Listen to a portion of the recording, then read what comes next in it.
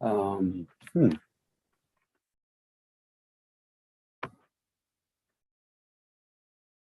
Okay, so this one here, yeah. Can people see us? Because I'm having some difficulty on my end figuring out if this is live or not. I feel like it's live, but you know what? Technology is hard. it is sometimes, yeah. Yeah. Did Okay, you there find we the go. Zoom window? I did. I just found it. There's All a right, good. camera at the bottom of my title bar, down at the bottom bar. Yeah. Anyways, I'm back with you, but Okay. yeah, Cool. it says live. It says live on the top, custom live streaming service. Oh, we got people saying that you can see. Can you see us on YouTube? Actually, it does say that there's a YouTube channel. Yep. Okay. YouTube's up as well. So we're good on that. And I'm going to, there are people over on the other side. I need to actually put a post in there. New video link here, and I'll just post that so that people can jump over there. I had to do things kind of a different way, and it kind of threw some things off. I've been to some meetings before through the church and stuff, and yeah, they send us a link to our email usually, and then I just click on that, then it launches the meeting. Yeah, so basically, exactly. You send it. I think I got to you through my messenger app or something like that. Yeah. There, so perfect. I think we're good. Yeah, we've got some people coming in. We've got Ron and Nancy, Kathy, Kyra, my wife. Kyra or Myra? It's Kyra. Kyra is your wife. Okay. Yeah. So she's a twin, obviously, and Myra is her twin sister, but I'm married to Kyra. And then we've got Carolyn, Jerry, Linda. Hey, thanks for joining, everybody. We've got about 30 viewers so far. People are kind of straggling in. And we have a few people over on the YouTube side. I'm going to try to keep an eye on the chat, by the way. So if you do provide a question or something like that, I'm going to be reading that over for Mark. So let me do some really quick kind of housekeeping stuff to start. First off, I'm Jamon Holmgren, and I am starting a new interview series, as I mentioned in the chat or in the group, where I interview people within the ALC who have done some interesting things, interesting jobs, interesting experiences, life experiences growing up, things like that. And I'm really excited about it. It's going to be fun. I appreciate Mark coming on as my first guinea pig and helping me try this thing out. So Mark Johnson, I'll introduce in a little more detail, but is going to be talking about his experiences as a train engineer a little bit later. And so that's going to be great. For the audience, for people watching, feel free to ask questions. More than happy to pass those on to Mark, and he can kind of give his input there. I may not see all of the questions. I'll try, but yeah, let's get started. So, Mark Johnson, Mark, where do you live right now? I'm living currently in Marysville, Washington. Okay, down the gorge a little bit. No, up north of Seattle, about 30 miles. Oh, I'm sorry. I was thinking of a different. Yeah. Okay. So you're up in the Seattle area. Okay, got it. And you've lived in the Pacific Northwest all of your life, most of your life, something like that? All of my life, except a couple of years I was down in Oklahoma going to school down there. Okay. Yeah, there you go. So the first segment is Whose Boy Are You? And I love this. It's great. Your parents were Olaf and Ruth Johnson, correct? So tell me where you grew up, a little bit about, your early years. Yeah, I grew up in North Seattle, near Northgate Shopping Center. It's there now. It's been there since the early 50s. Grew up there, went to school all the way through high school at Ingram High School. It had a convention there previously, ALC convention. 79, I believe it was. So I went to high school there. Yep. And then, so I lived primarily in that area until I moved up to Everett, bought a duplex there in Everett, lived in one side and rented out the other side, and kind of made my home place up there in Everett in about 97.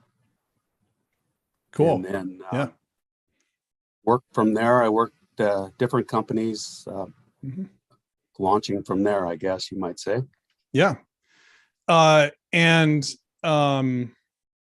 so you had kind of in early days, before you were born, there was a tragedy in your family where your grandpa and Carl and George, your uncles, were lost at sea. So your grandpa and your uncles and I think your dad as well were fishermen. Is that right?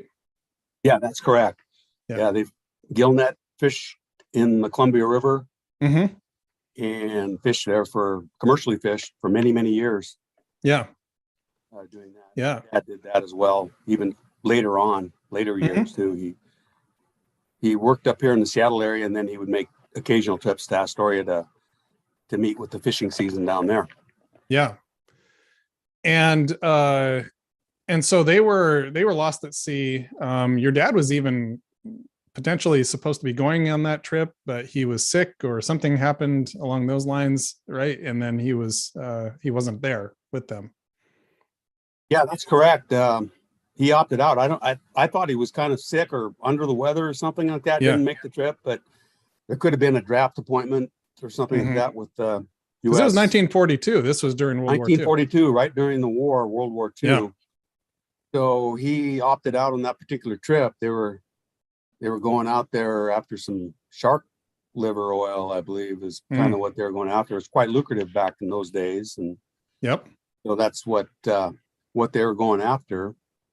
And they went by boat out of the Upper Town docks there, right in the Upper Town part of Astoria is where they left from, and so that's quite a historic place for us. Yeah, they were never seen again, right? There's no sign whatsoever. Yeah, that's correct. Yeah, they were lost at sea, and they don't know if they were attacked by. There was some rumors about attack by a Japanese ship or a sub or something that could have taken them out or something, because they were playing around along our shores there too. Yeah, but it was probably just extremely rough weather at the Columbia River bar is probably what caused the fateful day. That Columbia River bar claimed a lot of lives. It's essentially a shallow area where the waters from the Columbia meet the waters from the ocean, and it becomes very rough in certain circumstances and unpredictable, right? Yeah, that's correct. Yeah, it gets certain stages of the tide to make it a lot more rough and everything. So they have to watch that pretty carefully when to go out and go about sailing through there. Yeah, and so this was kind of for you, this was sort of in your heritage, I guess, was, being a Johnson means probably being somewhere near the sea doing something. Many generations. Yeah. Yeah. Now, did you spend any time out there fishing or doing anything like that? I did. Yeah. I fished early days with my dad and my brother. My brother was already 18, 20 years old. I was 8 or 9. That's Stan Johnson. My brother Stan. Yeah. Yep. And then, so I'd go out there and fish with those guys. And then later on, my brother took the boat over, and probably in the mid 70s. Yeah. And then I was his boat puller. Yeah. From the mid 70s and on. I fished with him quite often during the summer times. Of course, I was still in school and stuff, but there was many occasions that we fished together. Yeah. So you let's see here. Your dad actually, is this right? You gave me a little thing. He finished the 8th grade in Klatskanai, right? Yeah, that's correct. He was a Tiger. Yeah. Right. So was I. I came from Klatskanai as well. Yeah. I figured you were. Yeah. He had our family has quite a bit of history there in Klatskanai.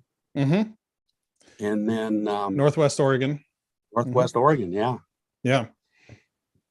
And so there's definitely some ties way back. But he was actually your dad was born in Norway. Is that right? Yeah, that's right. Yeah. Yeah. He came over here when he's 2 years old. Yep. Yeah. So he obviously grew up in this area. And then you, let's see here. Let's see, just looking through my notes here. So then moved to Seattle, what, in the 1980 or something? Or no, wait, sorry, my notes are unclear. When did you move up to Seattle? Yeah, way before I was born. Yeah. So yeah, I believe it was in the mid 50s. They came up Okay. from Astoria Yeah. for full-time living up here in Seattle. Okay. Purchased the house where North Seattle Community College is now. Yeah. And Dad started working in construction trades. He was Okay. doing tile work and driving truck and hauling construction materials and that sort of Okay. thing. So he kind of made his home place up here in the Seattle area. So. Yeah, perfect. Cool. Well, yeah, people are still kind of straggling in here, but I appreciate everybody joining us today. Just to recap for the new people coming on board, Mark is coming on to kind of talk about his experiences being a train engineer. So we just did a little "Whose Boy Are You" segment there.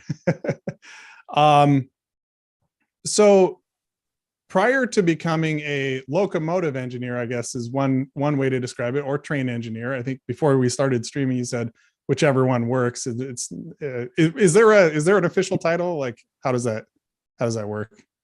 Probably locomotive engineer. Okay. Then there's really no question about it. But yeah, a train engineer, everybody gets the idea there as well. So yeah. If you just say engineer, I don't think anybody would really know, unless you're strictly talking about railroad engineer, locomotive engineer. Yeah, they would know.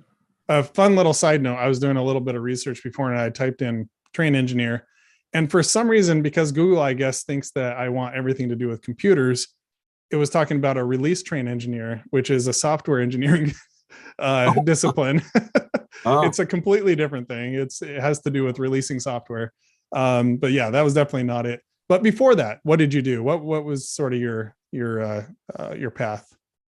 Yeah, well, of course, I was fishing in the summers in Astoria, commercial fishing down there, and then I fished in Alaska about 7 or 8 times up in Bristol Bay too. And those are summertime seasonal operations as well up there. As a deckhand working on a boat up there, commercial fishing for the salmon runs. So with Philip Johnson and Ben Johnson, my uncles, I fished with them, and I fished with my brother. Sometimes those guys wouldn't go, and my brother would go, and we fished together. They were kind of a smaller operations back then, 2-man operation. Now there's probably 5 guys on a boat, and the boats are twice as wide, and they can haul more fish, and they're just a much more efficient operation with more people. And technology has changed in that way too, so it's so much more advanced as far as that goes. So I did that, and then coming back home, then I worked right out of college. I went to a diesel and heavy equipment mechanics course, so I studied that, and I worked for a couple truck companies and worked heavy equipment, some logging, some stuff like that too. And they worked mostly on winches, and they were converting them over from gas to diesel powered, and they were air operated winches that they used in marine construction and in the logging industries and whatever have you. So that was kind of heavy equipment there. And then later on, in the early 90s, I went to work for Boeing, and I worked there. And I worked as a manufacturing engineer or a planner, which is writing jobs for airplanes, writing the instructions for mechanics who put parts on the airplane, step-by-step instructions, how to do everything. So you have to, from loading the tool to putting it in place to putting the right bolts in and all the necessary things that would go to installing that part. So did that. And then I worked as an assembly mechanic as well over Boeing. So that was kind of working on assemblies. And let's see, what else did I do there? Yeah, that pretty much wrapped that up. And Yeah. I was back and forth at Boeing 3 or 4 times before I decided to move on to something else. So Mhm. worked Yeah. in a number of different jobs. Yeah. Yeah. Mostly at Boeing, or in like Kind of aviation related. I got my Yeah. A&P license. Went to a Okay. couple of years of schooling down in Oklahoma, and that's where I got my airframe and power plant mechanics license. So Oh, okay. I was Okay. licensed to work there. Then I worked at some places that did maintenance for like Yep. jets, freighters, and stuff like that, like Mhm. for Southwest, Alaska, Okay. and Yeah. working maintenance, mostly Yeah. wing maintenance and stuff like that. Okay. So would you sort of just get bored with something and be like, I want to try something more challenging, or how did you end up kind of moving from thing to thing? Maybe more money. Well, Another job that's might definitely pay a part of little it. bit more money or something like Yeah. that, or Yeah. either yeah, that was kind of the Yeah. way it was. Or I know at Boeing there was layoffs a couple times and stuff Yep. like that, so I would work other jobs in the meantime, and then Yeah. we'd do other jobs, seasonal jobs too, up in Alaska, and Hmm. come Yeah. back. And So Carolyn says, ask him about working on the Olaf J. on the Olaf J, Yeah. that So was a what was the tugboat. Olaf J? The Olaf J was a pusher tug that was named after my dad. Okay. That was one that Philip and Tugboat. Ben, Yep. a tugboat that Philip and Ben bought, Hmm. and they bought just the shell of a tugboat. Basically, the hull and everything was all steel with these So big push knees on the front of the barge. Philip was Philip Johnson, who Yeah, our was married to mutual my uncle. aunt. Yes. Yeah. So he was Exactly. my uncle. We And then Ben Johnson, of course, is well known as a pastor within the ALC. correct, Mhm. yeah, that's right. But they So were in they business bought that. together. Hmm. Philip and Ben were in that business, Johnson Marine Services, and Hmm. they bought that tug up here in Seattle, I believe it was, and Yeah. trucked it down there, and then they built it up. They started with the steel hull there, Hmm. and all the compartments and everything. They built the house on it, and they built this big, huge crow's nest way up on top that was 30 or 40 feet high, so they could have view over the barge and everything like that when they were pushing that around, doing the different marine construction jobs, building docks and Yep. putting up navigation signals on hilltops, and they Yeah. did all kinds of interesting work. So I did that type of work too as well. So I remember my dad talking about that tugboat and all, the whole operation. It was something else. That was pretty cool. By the way, Laurel is here. Levon is here. I appreciate it. Both of you joining. We have Arvo as well. Arvo Ornama. He says, listening attentively, reading words, sentences is a plus. But let's get into, I guess, the primary thing here, and that was you decided at some point to become a train engineer. So how did that come about? Were you always interested in trains, or was this something that was an opportunity that came up and you thought, hey, this is cool? more of the latter, more of an Yeah. opportunity that came up. I was pretty good friends with a guy who was dating a Russian gal too, as I was at that time as well. So Yep. we got to meet each other kind of on the phone and stuff. He was down in Wyoming, and he worked for the BNSF hauling coal trains down in Wyoming, and we kept in pretty close contact and stuff like that because we were both dating Russian girls from over there and stuff like that. So he got me interested in that, and I was looking for kind of a new career path to go on. That was 14, 15, well, it's more like 20 years ago now, I guess it is. But so that's kind of what hooked me up with the railroad there. And then I applied, and Union Pacific, which was the other railroad, the largest railroad in the country, actually picked me up. So I went to work in 2004 with the Union Pacific. Union Pacific. Okay. And was there like what was the training like? Like was it a lot of training? First training was initial training took place in LeGrand, Oregon. They had their what they call G Corps training, and they have many places. Portland is a big one, but they sent our class down to LeGrand, so we went there stayed in a hotel and everything like that. And that was 3 weeks of initial just book training. Yeah. Learning all about railroading and mostly it was book learning there. Right. And then that's what we did there. That was for 3 weeks, steady training, all aspects of railroading. So kind of getting just the head knowledge there, passing tests and having to do all that. And once that was completed, then I went to Seattle, is where I was hired out of. So I went back home. Yeah. And did you have any moment like during that training were you thinking, yeah, this is cool, this is definitely for me? Or did you have any moments like, okay, this isn't quite what I expected? No, it was pretty much what I expected it to be. It was pretty comprehensive training, and some parts were harder than others, and some parts that we learned about didn't really apply to what they were doing, Sure. because different places in the country just operate trains differently. Oh, okay. So we kind of learned the whole gamut of train operations and stuff like that. So yeah. So how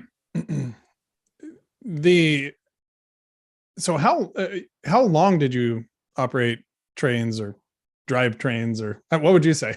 Operate? Operate or run trains. Yeah. Run. Either way, okay. Operate's probably a good term. Yeah. Yeah, I did that for, I guess it was 14 years total. Okay.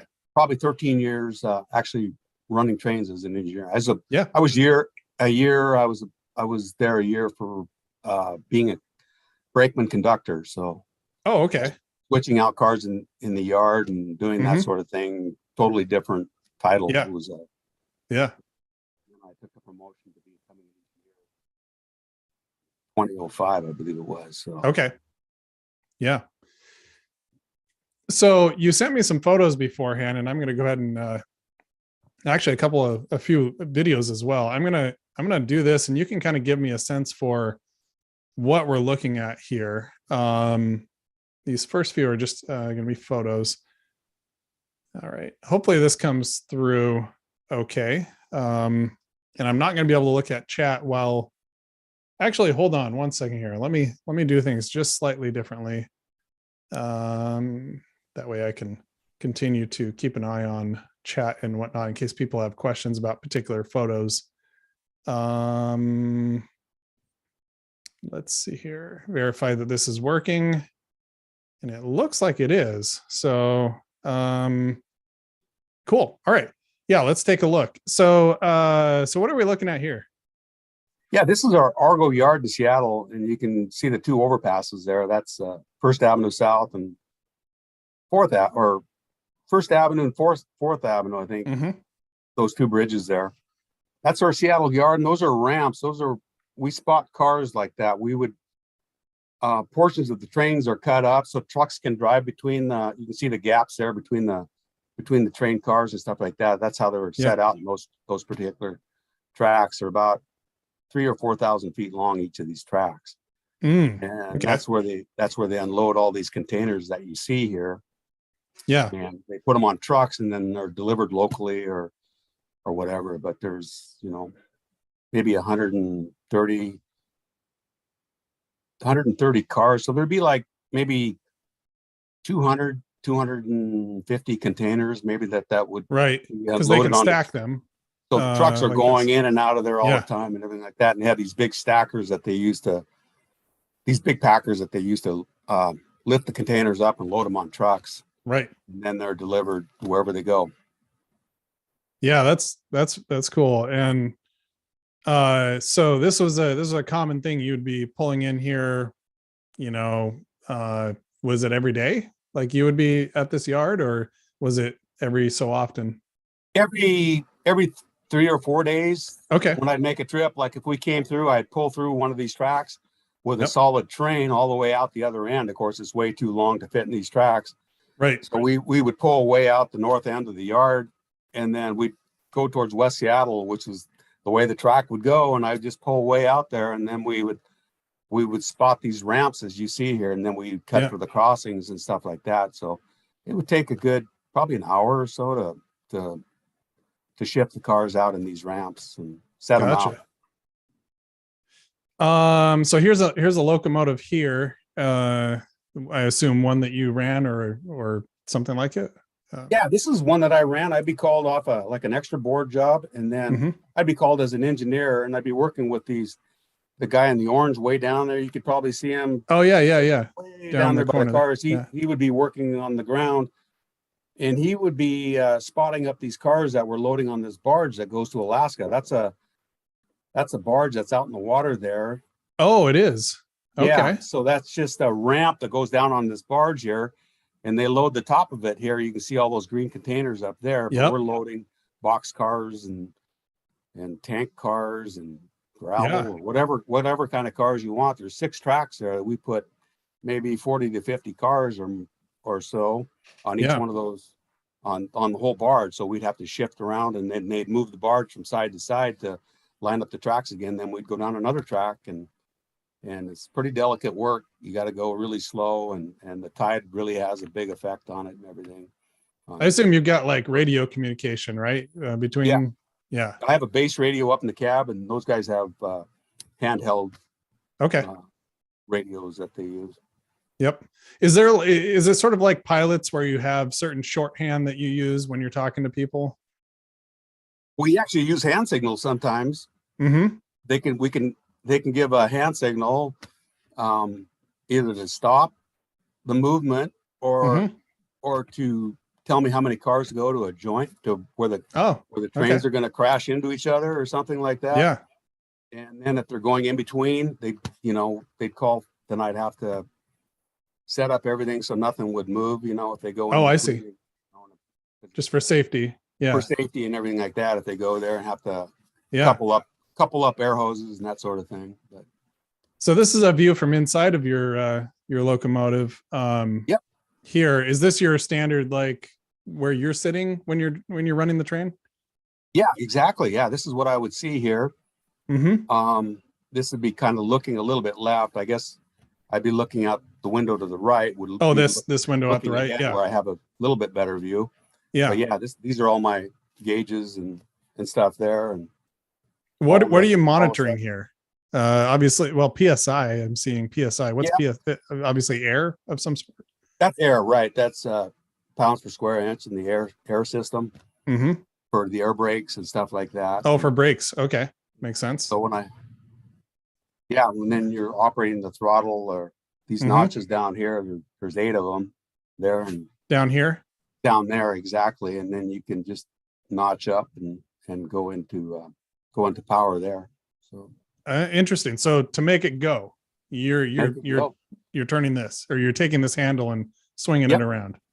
Okay. Yeah, just moving that lever, and each there's 8 different notches there.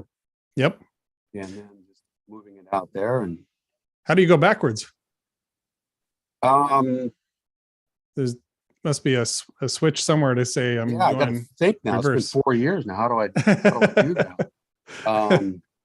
There's a reverser. There's a reverser lever. I had to think for a minute. Okay, so there's a lever. So I got 8 notches in both directions there. Right. And there's a reverser lever that you can't see there. Yeah. That if I have it pointed to the rear, then you go backwards, and if you point it ahead, you go forward. So pretty straightforward. When I'm driving down the gorge, often I'll see, trains going by, and there sometimes are locomotives on either end of a train. Often it's on the front, obviously, but sometimes there's one on the back. Is that one manned? And is it also pushing as well? Yeah, it's pushing. There's no one back there. It's just linked up to the head end. Okay. Through radio signals that it's called a distributed power unit. And sometimes they put them in the middle of the train or at the rear of the train. Yeah. And they just mimic what the head end's doing, or you can manipulate it so you can put a fence up so it won't be doing nothing back there. Yeah. Or you can just have it, if you notch up and go with more power, it's going to be doing the same thing on the rear. So that's generally basically how it works. Yeah. And it's using a radio signal, and you can still monitor what's happening on that thing remotely. Oh yeah. Yeah, you can. Yep. That's pretty cool. Yeah. That's something else. For some reason, I thought that there'd be like a link that would go through all of the cars, but I guess radio makes sense. Yeah. And that's what they call linking up. So we got to link up to that rear unit back there. Sometimes there's two of them. And a couple things you got to do, and a lot of times the carman would, when we were initially setting it up, he would go there and set it up so we wouldn't even have to go back there. We just link up from the head end. Oh, okay, gotcha. Like if we're going through tunnels or something, we're going to lose communication, so that rear unit is going to continue to push us or something like that. So you got to. Is that right? You got to be kind of careful that you don't lose communication with it. So yeah, I was going to ask, like, what if the radio goes out? Something. Yeah. What's that? Is there any sort of fail safe if the radio goes out? I think you just lose communication. I guess you could. Yeah, I never really had that issue, but that's good. They must be pretty. It wouldn't pretty continue. Reliable.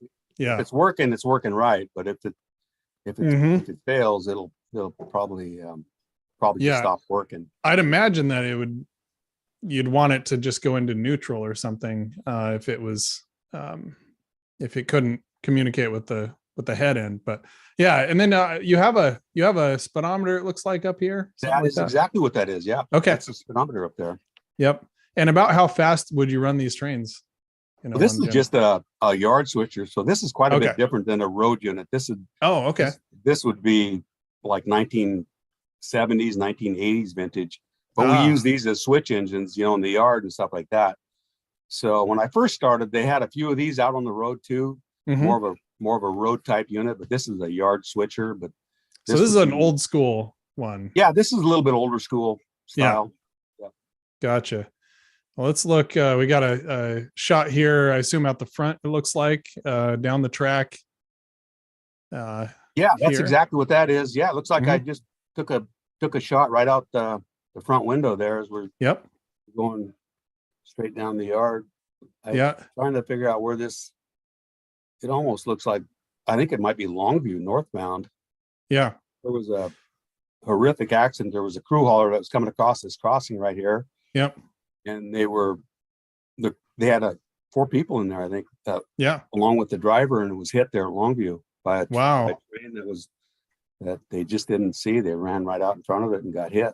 But we're going to talk a little bit about that in a bit, because obviously trains can be very dangerous. They're big and they're fast, hard to stop. By the way, Judy says that it's a bad connection. Are people seeing that it's not working very well here? Tell me if you're having problems in chat. I'm hoping that we're not having a connection problem here. But I guess we'll see. Elvis says it's working well, so we'll rely on her. Cool.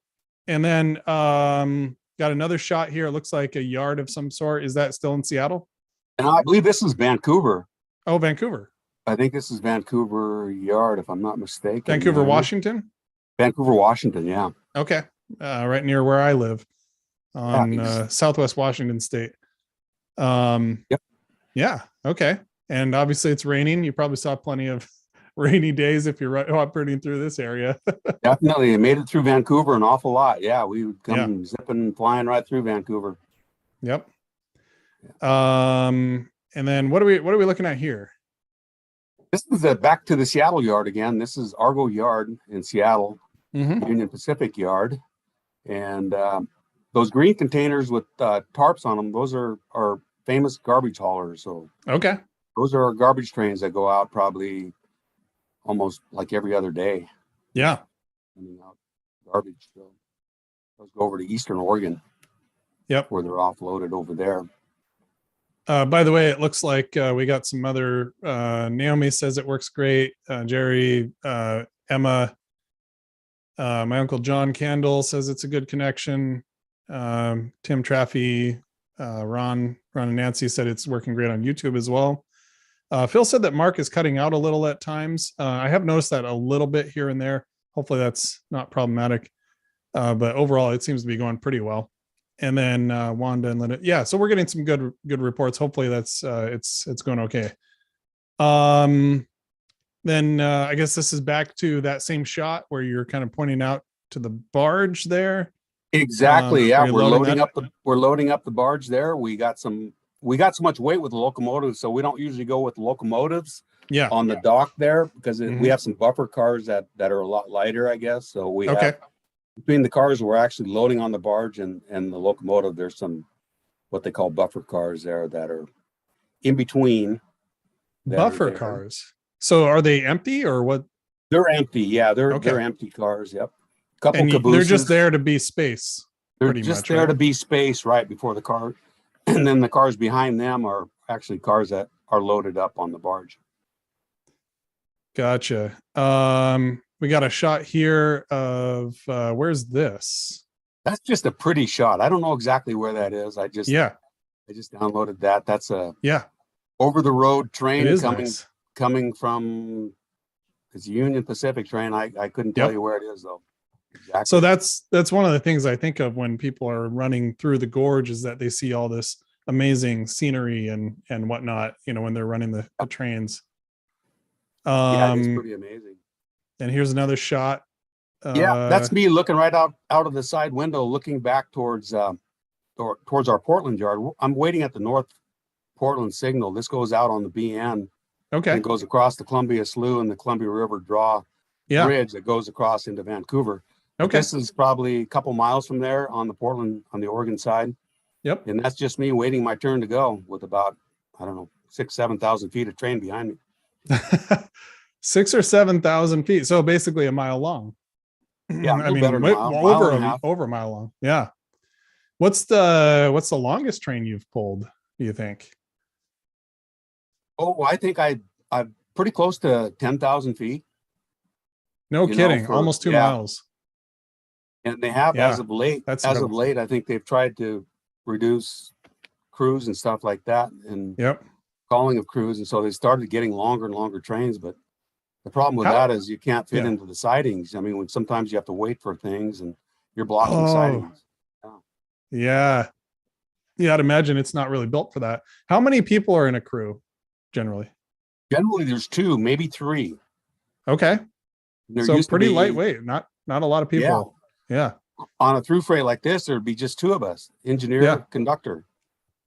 Yeah. And okay. We would be pretty much just going for a ride all the way from Portland all the way up to Tacoma. Yeah. Maybe setting out some cars in Tacoma and then all the way up to Seattle. So there wouldn't be, sometimes we'd go straight through too. So there wouldn't be a whole lot of work on the way. But if we had a lot of work to do, like in Longview or something like that, sometimes they'd have a brakeman too to help set out cars and stuff. I see. Yeah. And by work, you mean kind of switching around cars and cars and setting cars out and stuff like that. Yeah. Mm-hmm. Going back to our train, hooking up and then heading back north again. Here's a shot of looks like another train coming by. Are you on a siding or? I'm on the main. It looks like I'm on main 1 northbound at Woodland there. And it looks like there's a train coming at me. Maybe he's coming through a crossover there. Okay. I think I'm obviously all red there, and then he's coming through. And once he clears up, we just go on signal indication, so we'll just go straight ahead. So the red lights here just indicate you need to stop, let this guy by, and then you keep moving. Right. Yeah. Once he clears up and the light goes green for us, then we go. Yeah. Now, how far ahead do you know that this light is red? Oh, yeah. It usually goes in sequence. It goes from green to yellow to red. I mean, can you see it way out there, or you do have an indicator on the train itself that, hey, you need to start slowing down because there's a stop? Oh, sometimes there is that as well. They have cab signals sometimes that tells you what's going on. Okay. What the previous signal was that you went by, but you always know. We didn't have the cab signal, so it would just sequence down. Each light is about 2 miles apart. Okay. So it would sequence down from like a flashing yellow to a yellow. So you're passing a light that's giving you an indication. Hey, something. Yeah. Yeah. By the way, Linda had let's see, was it Linda? Yeah. Linda Workla says, how do you load the cars onto the barge? If I go back to that. Oh, okay. Those are just forward and backwards. We have a whole string of cars and we back them onto the barge on a track and fill that track up. And then it's all lashed down and everything like that. And then we pull ahead and then they move the barge over another track. And then we go down that track and then we fill that track up. And then it's usually from from 1 to track 6 to 4 to 2 to 3, you know, kind of stagger them so the barge doesn't lean over and sink. Yeah. But yeah, it's one track at a time, and they kind of, there's the barge service, the one who's running the operation down there, they kind of know how they're going to load and everything like that, where they want the cars and everything. So they're loaded out probably, boy, I bet you there's 12 to 15 cars anyways per track. Okay. So there might be 60, pretty big. There could be 60 or 70 cars on that barge down below. And there are tracks on the barge all the way back to the bumpers. So that's really, it's pretty slow operation. You got to go real slow. Yeah. This is a picture of you that you took, you and, is that the conductor back there? That's the conductor there. Yep. And this is in, looks like maybe a little more modern engine here, where it has more digital readouts and whatnot. Yeah, that's similar. That's maybe more like a road unit. Okay. That was similar to that switcher, except it's bigger, but it still does. It's an older unit. It is still an old. Okay. Yeah, it's probably from the 80s or something like that. Okay. And then probably a fair amount of older stuff out there, just because, you know, like you can run it for a long time. Exactly. Yeah. They're still around, some of these units and stuff like that. But there's so many new units that they're using now for over the road that so primarily new. Yeah. So this is a picture. Is it from, you're taking a picture from the train? From the bridge, I think. This is going across the Columbia River Draw. I think this is Vancouver. Vancouver on that side, I think. So traveling across the bridge here. Yep. There's a train bridge basically you can go across there. Yep. Here's another shot from a little further back, so you can see where you're sitting. Yeah, that you can't quite see the reverser there either, but you can see the notch there where you get the throttle and the air brakes and all that. So there's a few things there. Yep. Yeah, that's an older style locomotive there as well. Yep. Very cool. I think that's the end of the photos I had. I'm going to show a few videos as well. Let me jump over to that. Get this set up here. This is interesting. I really appreciate it, Mark, going through this stuff. Got a few videos that you took from trains as you were operating them. So let me show, you can just kind of tell what's going on in these. I'm going to share my screen again. This time I'll optimize it for the video so we can have that up and start this one here. All right, what are we looking at here? Okay, this is up near between Stillicum and Tacoma. Just going on a road trip here. So this would be part of the journey. It's going by that famous golf course there where the U.S. Open was held. There, and if you look to the right, you can see the golf course, and if you look to the left, there's all water there. It's right on the Puget Sound. But this, I believe they had the U.S. Open, I think it was there. Yeah. 2014, 2013, something like that. Oh, here we go. Yeah. So this is a more modern locomotive here. This is heading north. That was it. Here's another shot as well. Just a little continuation of that video here. Okay. Just heading through a tunnel here. Yeah. Obviously trains can't climb really easily up a hill, so you hit a lot of tunnels to keep things really kind of flat. You can hear that alerter in the background that goes on. If you don't do nothing and there's an alerter, you push that alerter and then it keeps you going still. But if you don't do anything, it'll set up the brakes on you if you don't hear it or something like that. They were doing some construction in the tunnel. They had some lights on here, so I see. The first couple times it's kind of eerie though when you're going through there and see those lights there. Wow, you wonder if somebody else is coming at you or something. Yeah. But anyways, it was. What's the alerter? The alerter goes off. You know, you have to manipulate the throttle or do something that shows that you're awake. Oh, it's basically like, are you asleep at the wheel? type of Exactly. thing. Kind of. Yeah, exactly. So there's you no gotta do wheel, there's something. no wheel in a train, but yes. Right. Yeah. All right, let's see if I can get this one queued up here as well. It's a little loud. Let me take that off. Okay. And This one, water's on the right side. I'm heading south this trip. okay. Kayakers out there. This is the Puget Sound there, and there's my train there behind me. So Yep. see a little bit of train following me. Yep. At least 5,000-6,000 feet probably. Yeah. You can see it way back there. Yeah. So I'm blowing here for a crossing here. Okay. That's that particular place, the Army, Fort Lewis, they do a lot of practice down there. So sometimes Yeah. the Army guys down there doing practice and stuff down there. So. Yep. So Carolyn says, tell about the button you had to push.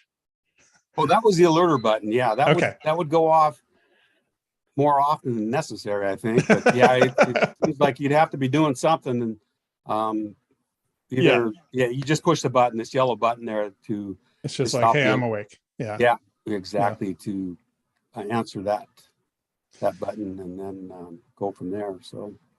Yeah. So obviously, you're signaling. There's probably certain speeds you go on certain tracks for safety. You need to slow down when you're around crossings and whatnot. There's, I'm sure, all of those things happening because train tracks are dangerous. To people, to animals, to vehicles. And of course, many of us remember that some years back, a friend of mine and many others tragically died in a train accident. That was Nathan Worry. And it was super sad. He and I spent some time together when we were growing up. That's Steve and Jackie Worry's son. And I believe it was involving an Amtrak passenger train. But what are sort of your thoughts around, the dangers of trains? And you were obviously responsible for this big, heavy, hard to stop, fast moving thing. What were your thoughts about that? Yeah, that's exactly it. Yeah, it's really dangerous, and there's people that nice weather would bring people out along the track sometimes, and they would just be careless and not paying attention, maybe walking with some headphones on or something, listening to music, not just inebriated or whatever the case may be. But there were some real tough situations out there. A lot of fatalities that way. So the railroad kind of covers their back too, and there's with no trespassing signs everywhere, and so they kind of, some places are definitely busier than others. They're more popular. So. Right. And obviously, if you become aware of someone on the track, you're probably throwing on the brake, you're probably blowing the horn, you're doing whatever you can to try to stop and let them know, hey, I'm coming. Yeah. We do what we can, I guess, and we'd be blowing the horn and stuff like that. And a lot of times we're alerted too on the radio that there's pedestrians out there, there's people near the tracks or something like that. Okay. Then we slow up for them if it's a real careless situation. We try to do everything we can to mitigate any type of collision or anything like that. But it happens with many of my fellow engineers that they ran into people. Fortunately, I didn't, but. That wouldn't be great for sure. But it's unfortunately it's a hazard of that.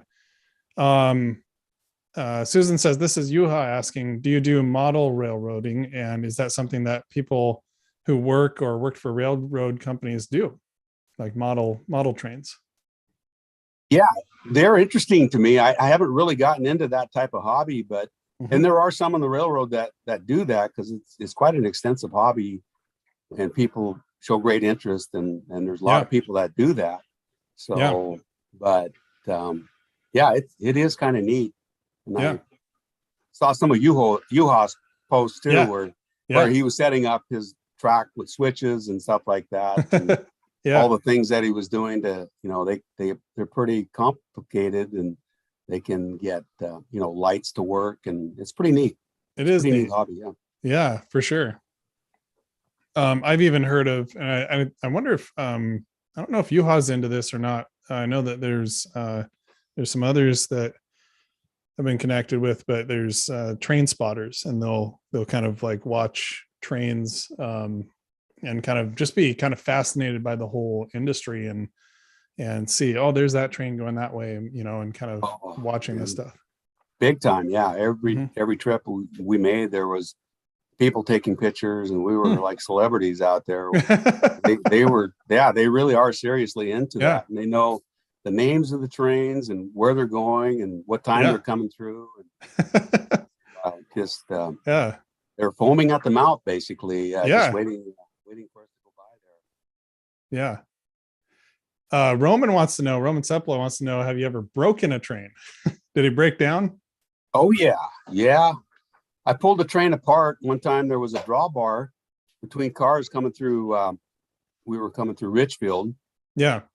There's a real sharp curve that goes around a couple crossings, and there's the refuge there that we're just pulling around there, and the drawbar lost the pin or something like that, and the whole drawbar and everything just pulled right out, having a completely smooth, sweet, gentle trip all the way down to that point. And then we came around that corner, and that just came out. Yeah. How do you know it happened? Well, it breaks the air hoses and everything like that, and everything just comes to a stop. So. Oh, and do you get an alarm? Or like, is it? You wouldn't really get an alarm, but you would hear it. You'd see things would just start happening. Yeah. The air system. So you got to have air to have the brakes released. And once that becomes uncoupled, well, then the whole train comes to lose your air, and then the brakes would set up. So the train, the air train keeps... would stop. It was it's 35 miles an hour through there. So that air went, and then we stopped, and I don't know. Yeah. Quarter mile or something like that. We were stopped. Air brakes, they work similar to truck air brakes, where if you have pressure, then you can move. If you don't have pressure, it'll stop. It'll just, like, you lose your air pressure and the brakes come on and you stop, basically. So that's the way it works on trains. It might be a little bit better. I don't know. Might be a little bit different with trucks. I think when they step on the brakes or something, when they apply air or something, maybe that applies the brakes. I think I heard that, and I'm not an expert, but I believe that the air is similar, where when you press the brake, it'll actually release the pressure, and then that allows it to close and stop. I could be wrong though. I'm not a expert in that. Arvo says, did you ever have a problem in which one or more cars you were pulling got free or broke down mechanically? So obviously you just mentioned that one as well, but I was also wondering, like, have you ever had a car just all of a sudden just slam on its brakes randomly, its own, and then, you have to deal with that or something? Yeah, I maybe have to. I don't know if I even have notes on. I kind of kept logs for a while, but I think I kind of threw them out now. I don't know if I have any records of that. But yeah. Sometimes there would be a bad car. It would be a bad order, you'd call it, and the conductor would have to go when we'd have to set it out if it was bad or something like that. Okay, it's like having a bad shopping cart. It pulls too hard to one side. We get flat spots too on wheels and stuff like that. And sometimes we'd set out cars because of flat spots or bang, bang, bang, bang, bang when it goes down the rail and stuff like that. And sometimes there'd be some other problems. So we would just set that car out, and then we would go back and continue on. And the car would be fixed at a later date. Then it would be picked up by another train and head to where it's supposed to be going. I see. Yeah. Appreciate the questions, folks. I've got a few questions, but it's nice to get these questions. What are some common misconceptions about trains? Well, trains are big and they look like they're moving slower than they are. So, I mean, people will kind of gingerly think they can kind of make it, and they don't realize how fast those trains are actually going. So, because they're so big, they look slow, but they're really actually moving pretty fast. Right. And trains are pretty quiet actually when they're just rolling down the rail, and if there's a whole lot of friction going around the corner, you don't hear the screeching and all that. I mean, it can kind of surprise you because they can be very quiet. And that's where even dangerous around a yard too, when you're moving cars in the yard or something like that. Somebody suppose. has their back turned or something like Yeah. that. It can be a real dangerous situation. So Heavy equipment you're dealing with. So yeah, absolutely. What would you say are kind of the best parts of the job? the best parts is, well, the people were good to work with, and Mm-hmm. and I enjoyed that, and it was nice visiting with Mm-hmm. conductors. I got along with most people, and Yep. it was kind of fun in that way. Mm-hmm. So it was great, and you were moving freight, you were building America, you were making things happen. So it was a neat thing to be part of. Yeah, part of the logistics backbone of America, for sure. What were the less good parts of the job? Oh, okay. Probably the scheduling. Yeah. Scheduling was kind of tough. So we worked 24/7, 365 basically. I mean, Yeah. so I mean, like vacations and stuff like that, it was kind of hard to get your schedule kind of set up. I mean, a lot of Mhm. times there was a family event going on. You almost had to kind of, if you really needed to go to it, you had to lay off, take the day off or something like that. Yeah. Somebody would fill your slot, of course. That would work. And I did that a few times. But, Yeah. Then you had set aside vacation and stuff like that. But otherwise, there was times where it was you were just getting there on time, and on time, and the traffic we have up here was a challenge too. So Sure. Yeah. I'd imagine. So you're not doing it anymore. A few years ago, you decided to get out of it. Why did you decide to stop doing that? Oh, okay. Yeah, I was. It's been 4 years now Mm-hmm. that I've been actually retired from that. Yep. And I just wanted to be around home more, I guess. Yeah. We were able to do it. My wife was encouraging that stuff. So decided it was kind of time to retire because I was spent half of my life away from home and stuff like that too. So sure. Yeah. So, Yeah. it was time to do that. Yep. Hi, Nancy. Yuha says, thanks for answering my question. I'm not on Facebook so much nowadays. Had to hurry up and install the app in order to follow this and missed half of it. Just have to go back and watch it all later. Thanks for the very interesting topic. Yeah, I appreciate you coming, installing the app. I totally get it. I'm not on Facebook as much anymore myself. Is this a career that you would kind of recommend to people who, if they're interested in this sort of thing? I think so. Yeah, if they were interested and wanted to try this out, it's a well-paying career, and it is interesting. The people you meet and the jobs that you do, it is. But there are downsides with any jobs, I guess. But overall, I'm glad I did it. It's probably one of the better jobs that I did while I was doing it. So I enjoyed it, and especially having family on both ends. Like, of course, being at home and then away from home, I was able to visit with my mom and stuff like that. I was down in Portland, so I was had kind of two families going on there. Yeah. So because you were real blessing there. Because you were basically mostly north and south, or from Seattle to Portland, or did you go elsewhere? No, just between Seattle and Portland to our Portland yard. Yep. And that was our location there in Portland was right underneath the Fremont Bridge there, a big, huge albino yard there. So I'd go there, and then there's a couple other yards in Portland too. There was I think I sent you a picture of a military train. I think we were pulling out of our Brooklyn yard, which is kind of, I guess it'd be towards Oregon City. What would that be? Yeah, you did. I don't know what I did with that one. But there's barns in Brooklyn that are the two other yards in Portland. We would come out of as well. I didn't even know there was such a thing as a military train. Yeah. Oh yeah. I had a couple of those. Yeah. Yeah. Okay. Cool. Well, I guess last question for you before we call it we're about an hour here. Are you retired now, or are you doing something else now? What's next for you? Yeah, exactly.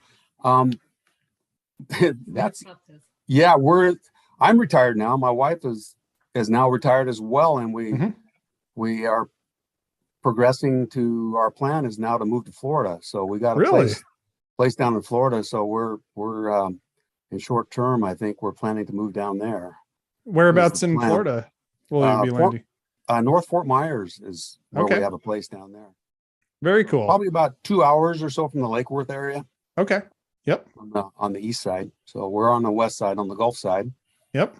So that's the plan there. So we got the house for sale and selling vehicles. Selling classic cars, motorcycles, you name it. So I got a number of things we're trying to downsize so we can make the move over that way. So well, a lot of things happening. A little better weather there. It's raining here. I'm sure it's probably similar up in Seattle. Pretty gray and wet right now.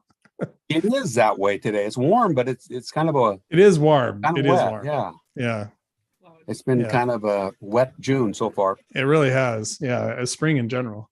Well, thanks again so much, Mark. Appreciate you being a guinea pig for this. Stick with me. I'm going to be shutting down the stream.